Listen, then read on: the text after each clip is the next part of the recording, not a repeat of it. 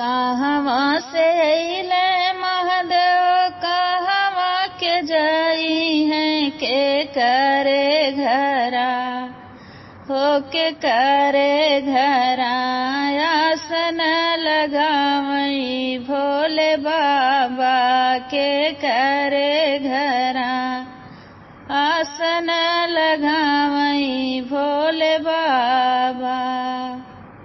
काशी से अइले महादेव गंगा जी नहाइले गौरा के द्वारे हे गौरा के द्वारे आसन लगावई भोले बाबा गौरा के द्वारे गौरा के द्वारे आसन लगावई भोले बाबा गौरा के द्वारे आसन लगावई भोले बाबा।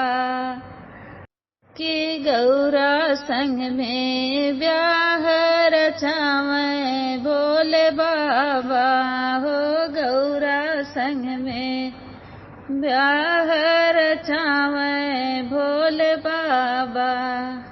नाही संग में बाट बोल के आजन बाजन की नाही संगवा बर बरियात भोले बाबा के नाही संगवा बर बरियात भोले बाबा।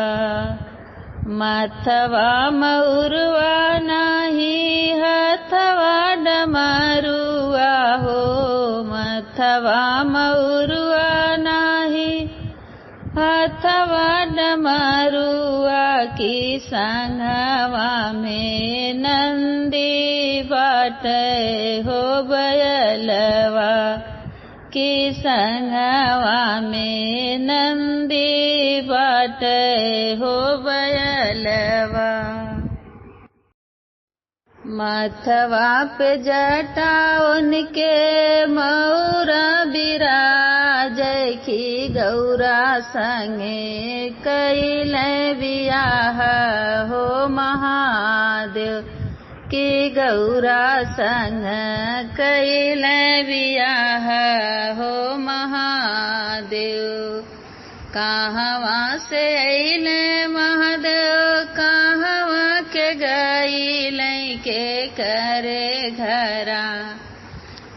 करे घरा आसन लगावई भोले बाबा के करे घरवा आसन लगावई भोले बाबा।